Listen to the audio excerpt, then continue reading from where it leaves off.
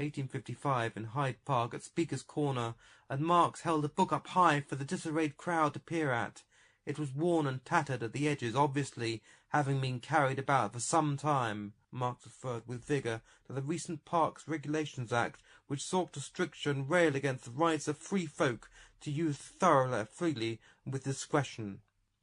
Sunday trading was also under revision at this time because, as to the disturbances caused by the surrounding lodges and domestic dwellings about the Serpentine. Together with the suggested amendments to the closing times of public houses in the area, the proletariat had very little say in the evolution of the area at the time they felt. The founding creation of a tertiary leisure industry in Hyde Park had begun.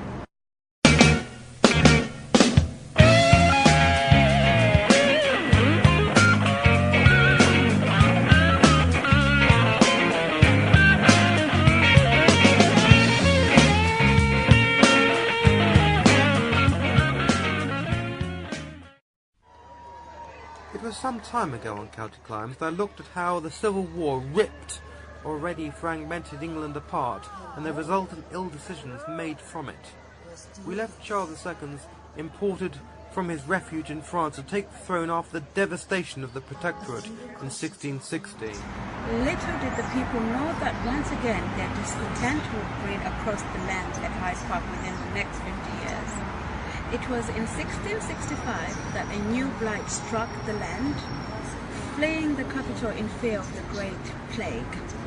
This did little to cement relations between the Crown and the common folk left cowering in Hyde Park, camping down in the fields and mud which simply propagated their blight, unwashed and with bacteria, having such a good time spreading from house to house in such an enclosed area. The dissatisfaction and prejudice Charles incited during his latest crisis did nothing to enhance his popularity with the people and even his own government. The change this led to is unprecedented in English history. The third William to take the throne of England, William of Orange, stems from the thin line of early succession through his mother, who was the daughter of Charles I. Now, disregarding morbid progeniture for a moment, even the most virulent forms of feudalistic culture recognised the clause in letting a female bloodline into the crown. It also didn't go down well with the people as the Anglo-Dutch War was still a memory that held priority. The noble inherited lands and the Principality of Orange in his homeland. Marrying a cousin of only 15, William was granted permission from Westminster to invade the lands of his bloodline, as it was a surefire way to get Charles II off the throne. Moving into Nottingham House on the edge of the park, they renamed it Kensington Palace and decided to create a new royal route to traverse the interminable distance from Westminster, now known as Rotten Row. It had a multitude of lamps, oil lamps in fact, installed. Can you say paranoia?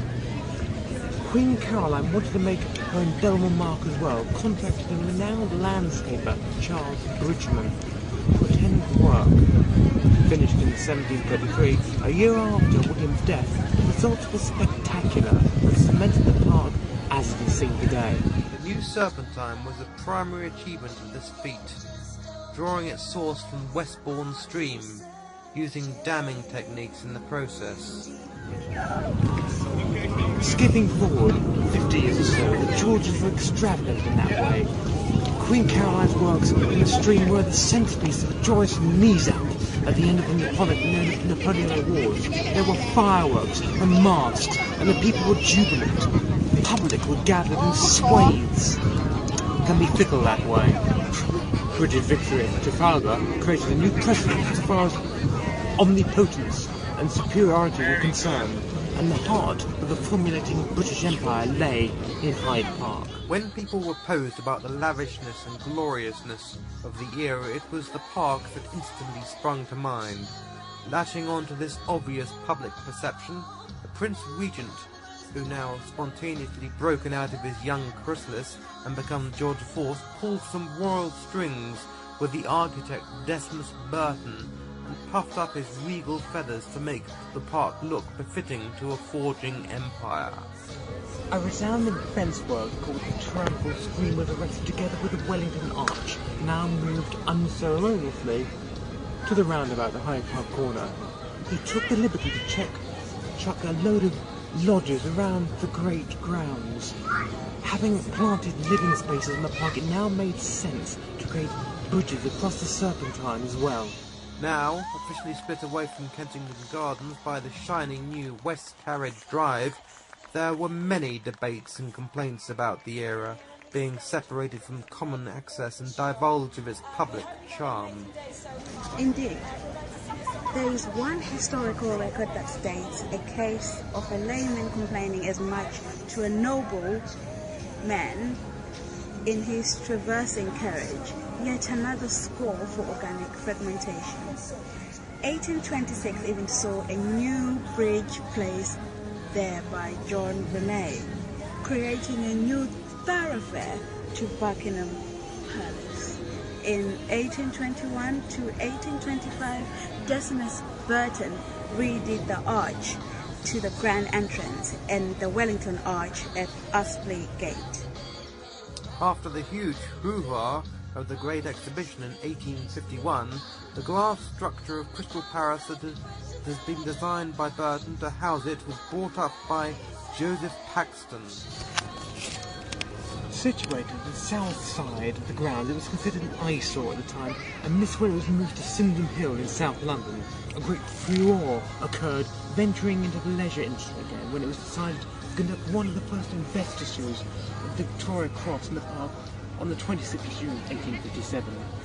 It's a matter for conjecture as to whether the roads at this point needed to be made bigger or not, but Royal Celebration is always a good excuse for improvements. It was the formulation of Speaker's Corner at the northern part of the part of the park near Marble Arch that incited the need to create the position of park warden. The year was 1872, and the new Parliament was going through new and improved legislations and reformations that indirectly seemed to affect everything. The Parks Regulations Act was one such example of red tape that was exercised formulating the new position. It could have been a late response to the protests in 1855 that took place in the park at Speaker's Corner. Robert Grosvenor had attempted to ban Sunday trading in the area. It is unfortunate that the ban included park opening times. This is and always will be an English intrusion that cannot be tolerated. Karl Marx attended the rally and saw at least 200,000 protesters waving their placards. His book, Das Kapital, highlights and underlines his thoughts and life's work on the underclass and workplace. These outbreaks were only the start though. In 1866, Edmund Beale formally decided to take matters further in the appointment of a park warden. There was a great tumult of walkers involving newly formed police and the League.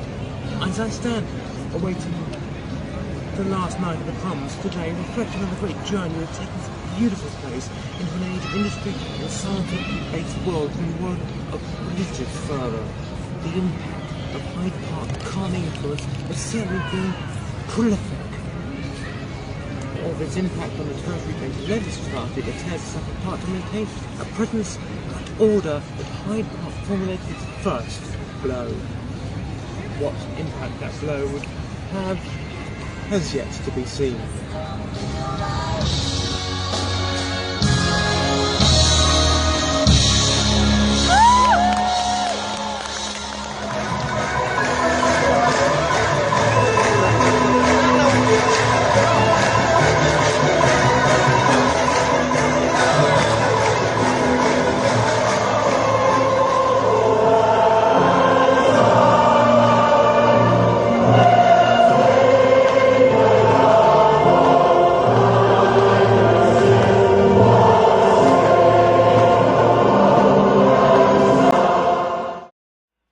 Series of county climbs, I shall endeavour, in my aspiring fashion, to plunge into a more fervent spirit of individual opinion, as opposed to factual output. Now, whether that is achieved or not is another matter entirely. Attempting to examine places further afield and closer to home, Yet again, it is my hope that I can expand the way in which we all perceive our great places of historical significance, perhaps with a bit of personal feeling. In Hyde Park, camping down in the fields and mud, which simply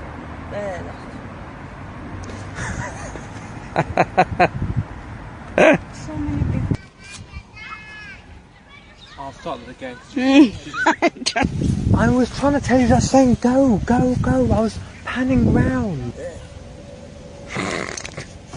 As much to an case of a layman complaining as much as in his travel. Don't talk to me as if like I don't know what I'm saying. Yes, I didn't finish school. Yes, but I actually went to school. I went to primary school. I went to crash, and then I went to primary school, and then I went to secondary school. Yes, I didn't finish my O levels, whatever, you know. But I can read and write, unlike some people. Thank you very much. Pub opening times.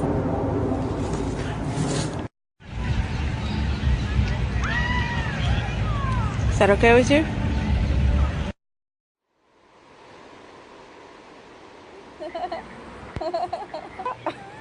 Beautiful.